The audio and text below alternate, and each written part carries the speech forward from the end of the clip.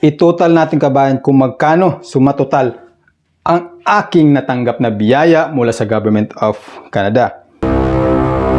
So, ang sumatotal kabayan na ibinabalik ng Government of Canada, yung biyaya o blessings na natatanggap namin dito ay 79,119 pesos.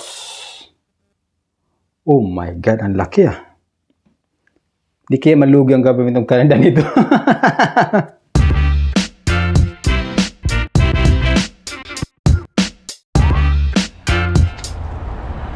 Ay, kumusta kabayan?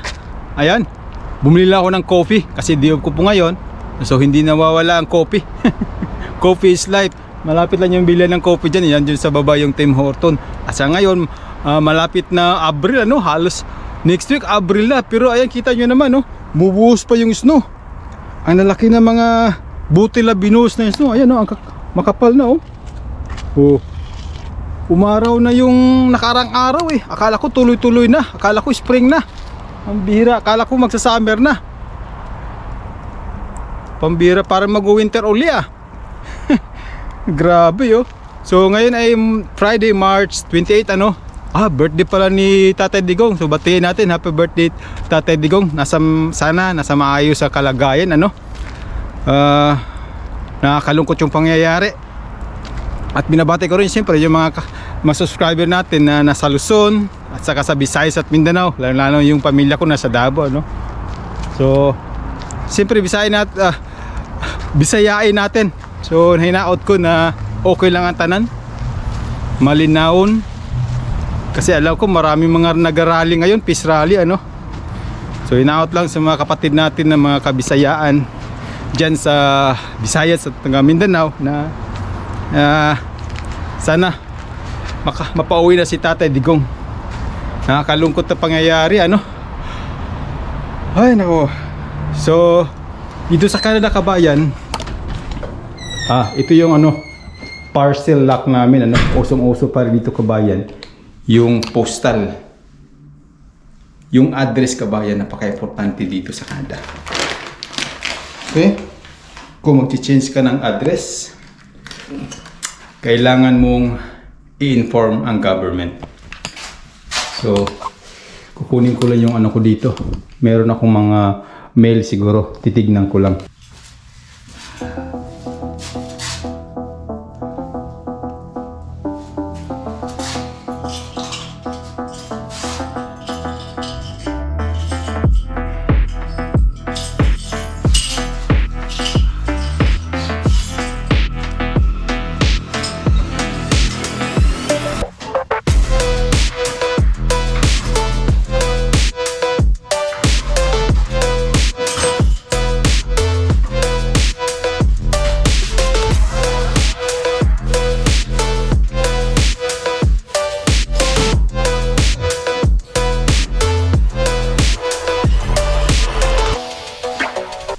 Ayun, meron akong na-receive na 2 o 3 sobre kabayan. Sana biyaya ito mula sa government ng Canada. Okay? At mabalik tayo dito doon sa kabayan sa nabanggit ko na kailangan mong i-update ang government ng Canada kapag lilipat ka ng bahay, lilipat ka ng address. Lalong-lalo na kabayan kapag meron kang license, ano? Kailangan mo i-update sila na nagpalit ka ng address, lumipat ka ng bahay, kailangan mong i-update kabayan yung Service of Canada. Napaka-importante ng address dito kabayan. Unlike sa Pilipinas, no, na wala pakialam kahit palipat-lipat. At saka, kagaya na nabanggit ko rin, meron ako na-receive ng 3 sobre. Sana biyaya ito mula sa Government of Canada. Kaya naman kabayan, yan ang pag-uusapan natin ngayon. Kung ano ba ang natatanggap namin mga biyaya mula sa Government of Canada. Okay, tara na, pasok na tayo.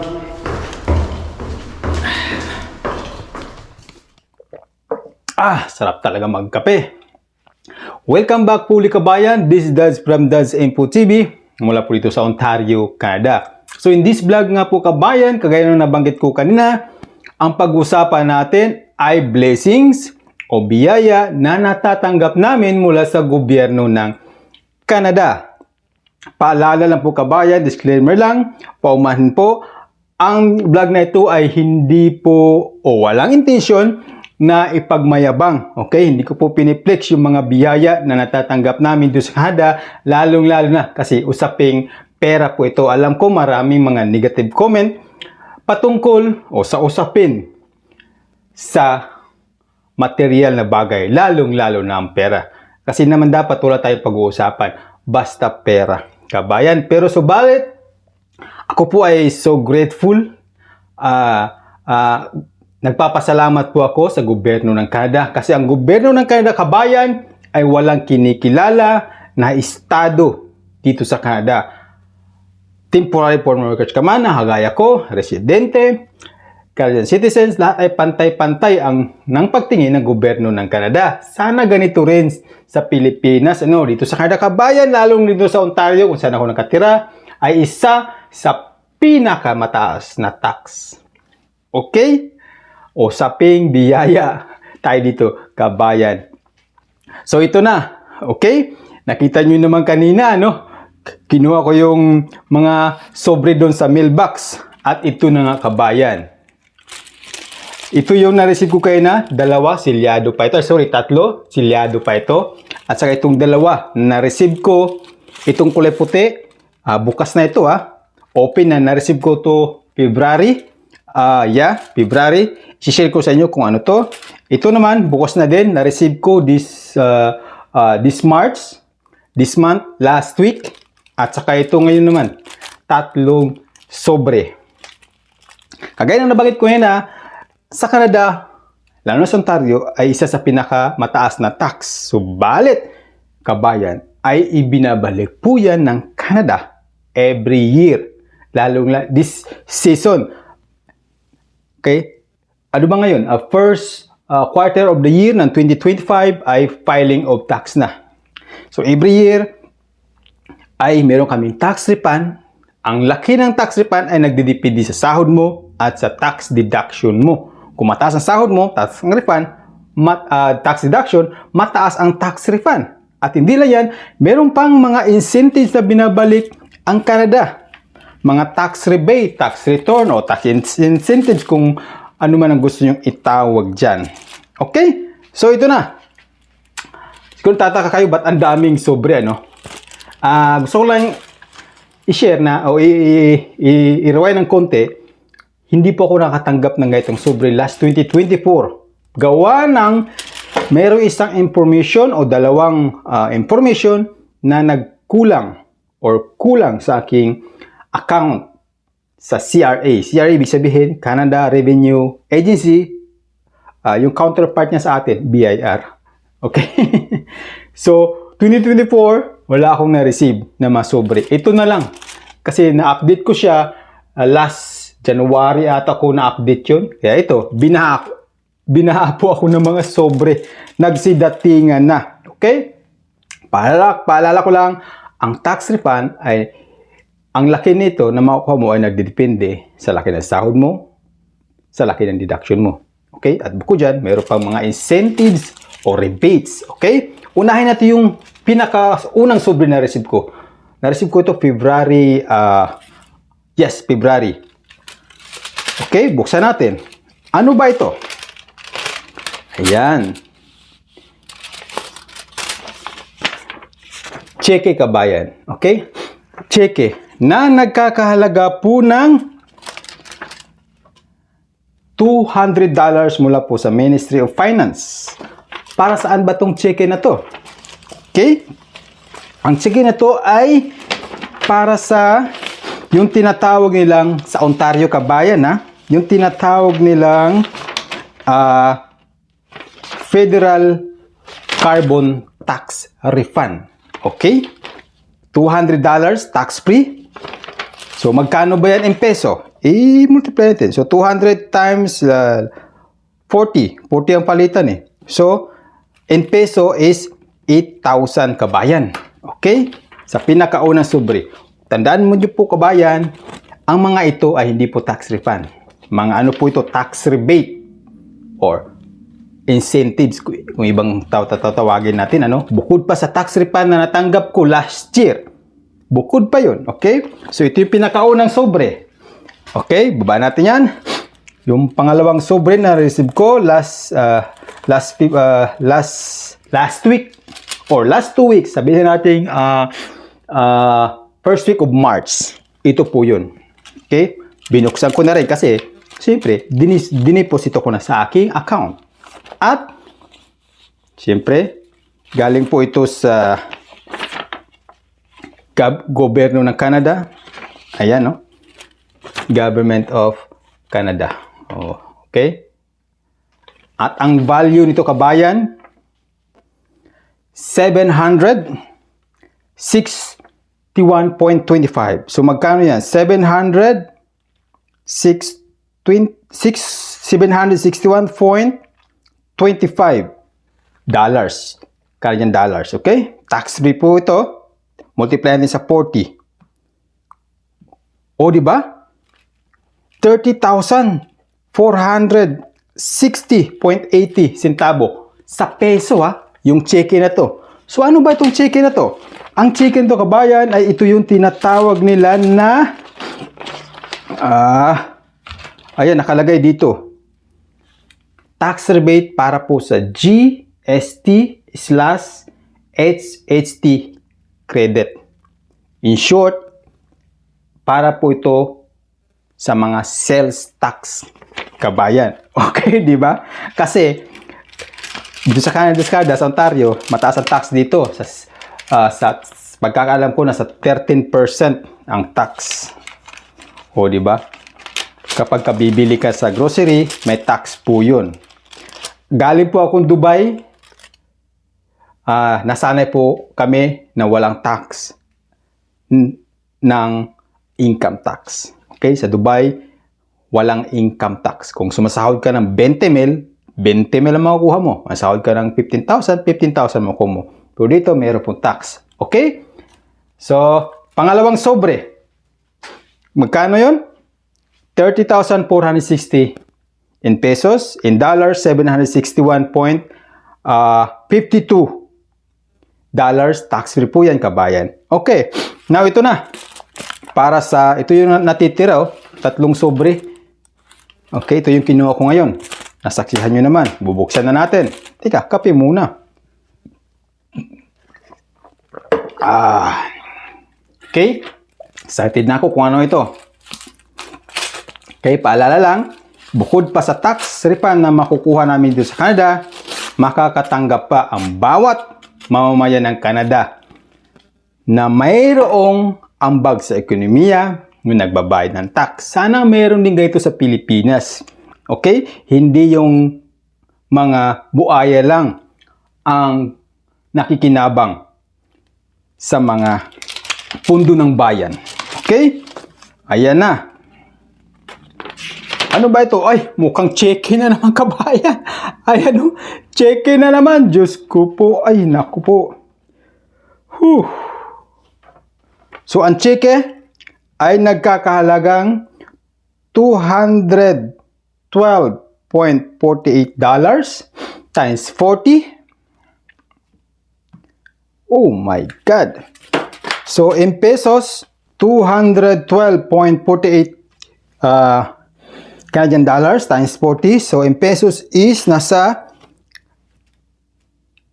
8,499 para sa cheque na ito. Ano naman ito? Ang nakalagay dito is Ontario Trillium Benefits. Yes, kabayan. Sa Ontario lang po may ganito. Di ko alam kung sa ibang probinsya kung anong tawag nila dito. Okay? So, sa pagkakaalam po, itong Ontario Trillium Benefits ay binibigay ito, kabayan, sa mga mababa ang income. Okay? Mababa ang income. So, itabi muna natin to. Kasi kailangan natin itong i-deposit eh. Tandaan, kabayan, tax free po ito. Okay? Ito na. Para sa pangalawang sobre. Ayan. Bubuksan natin. Sana hindi Hindi siya masira, ano. Ayan. Mukhang cheque na naman. Okay. Ay. Magkano ba siya? Oh my God.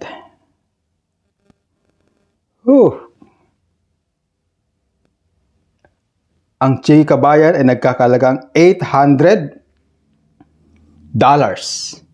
times multiply natin sa 40. So, Diyos ko Lord, salamat po sa biyaya, Panginoon. 32,160 in peso. Okay? Ayan, no? Ayan. Ito yung cheque. Ikakat mo yan dyan. Ikakat mo to. Ito yung dideposito mo sa bangko. Okay? So, para saan tong cheque na ito? Ang nakalagay sa cheque, Canada Carbon Rebates. Okay? Kagaya ng nabanggit ko kanina, yung pinakaunang sobre, ito yung kulay puti. Yan. Ito, carbon tax. Ito din carbon tax para sa taon na ito. Dito, 200. Ngayon, nagkakalaga siya ng, oh my God, thank you Lord. Thank you Canada government. Canada Carbon Rebates, 804. 32,000 in peso. Okay? So, ang gagawin natin, o ang gagawin ko, dapat, ikakat ko yan, ito, at i-deposito sa ating account sa bangko. Yan, tatabi muna natin. Ay, grabe. Ang laki ng binabalik talaga ng Canada government, ano? Kaya, hindi ako nagsisisi na pumunta ako ng Canada. Kasi nga, ibinabalik ng Canada kung ano yung nararapat. Hindi po namimili ang Canadian government kung anong estado mo, status mo sa buhay dito sa Canada. Kasi noong una, bago pumunta dito sa Canada, nag-aalangan ako gawa ng mataas nga ng ang tax dito sa Canada, lalo na sa Ontario. Kasi nasanay ako sa Dubai na walang tax yung salary namin. Okay? Buo ang makukuha mong tax sahod doon sa Dubai, kabayan. Meron namang VAT sa Dubai, 5% na yung VAT. Napakaliit. Okay? Yan na yung muntik na matapon yung kape So, ayan na.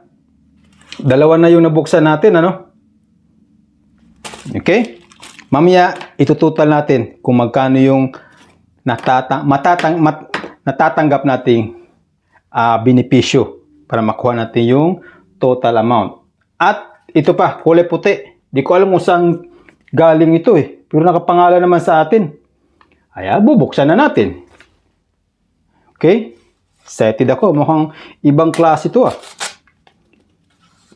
Salamat talaga, Panginoon, sa biyaya, ano?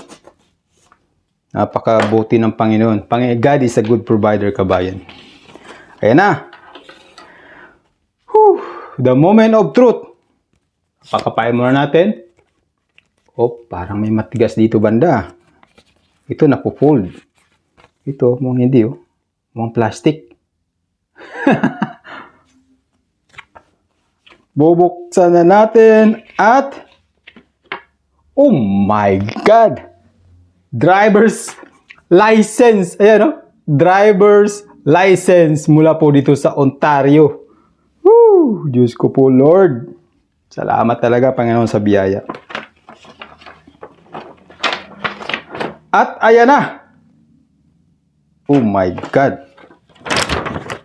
My new license, kabayan.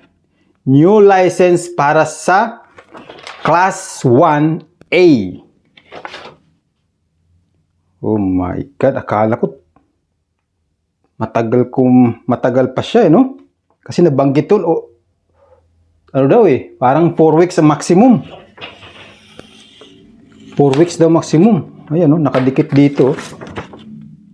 Ganito dito, kabayan, matagal. Isisend nila sa address mo. Kaya nabanggit ko kanina, yung address, napaka-importante na updated, Kasi dito nila pinapadala, kagaya ng mga cheque na natatanggap ko, papadala sa address mo.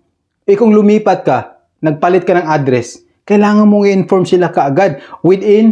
Pagkakalam ko, within 5 days or 6 days, i-inform mo yung Service of Canada o yung MTO. Kung meron ka lisensya, MTO meaning Ministry Transport Office. LTO yun sa atin, ano? Dito MTO. Kailangan mo i-update kabayan para baguhin ang address, palitan ang lisensya mo. Kaya napakalaga ng address dito kabayan. Kung palipat-lipat ka, dapat i-update mo. Hindi ka sa Pilipinas na hindi masyadong ino-honor yung address, ano? Pero dito, napakalaga ng address kabayan. Dapat current. Oh my God. Whew.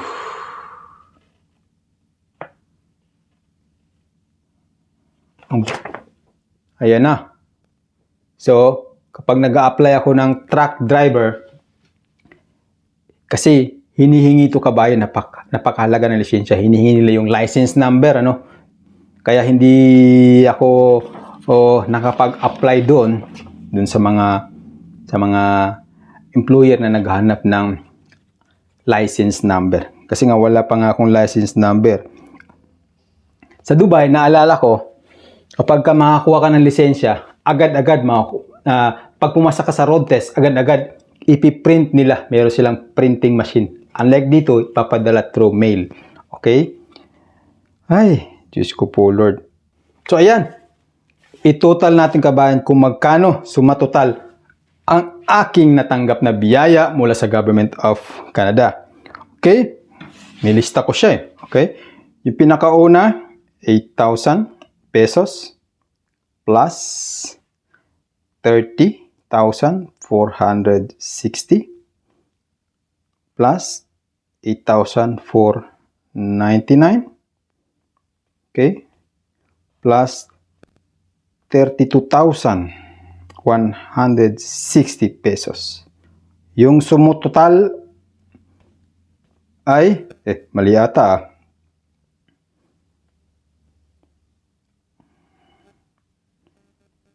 So, 8,000 yung pinakauna plus 30,460 plus yan plus 8,499 pesos plus okay 32,160. So, ang sumatotal kabayan na ibinabalik ng Government ng Canada, yung biyaya o blessings na natatanggap namin dito ay 79,119 pesos. Oh my God, ang laki ah. Di kaya malugi ang Government ng Canada nito. So, yun kabayan, ano? Yun po ang aming natatanggap dito sa Canada kabayan. Okay? Kaya ikaw, kung nandyan sa Pilipinas o ibang sulok man ng mundo, ng paig ng mundo, kung nais mo pumunta dito sa Canada kabayan, kung nais yung pumunta, asahan mo na makakatanggap ka rin ng ganito. Okay? So, thank you Canada at siyempre thank you din sa ating Panginoon Diyos sa biyaya. Kaya naman ako yung magpapaalam po muna. Huwag niyo akong ibasa kasi sinishare ko lang yung natatanggap kong biyaya na blessing. Kasi yun ang purpose ng ating channel. Dad's Info. Info means information. TV. Dad's Info TV. Okay? So ako yung magpapaalam po muna mula po dito sa Sudbury, Ontario, Canada. See you soon. Shukran.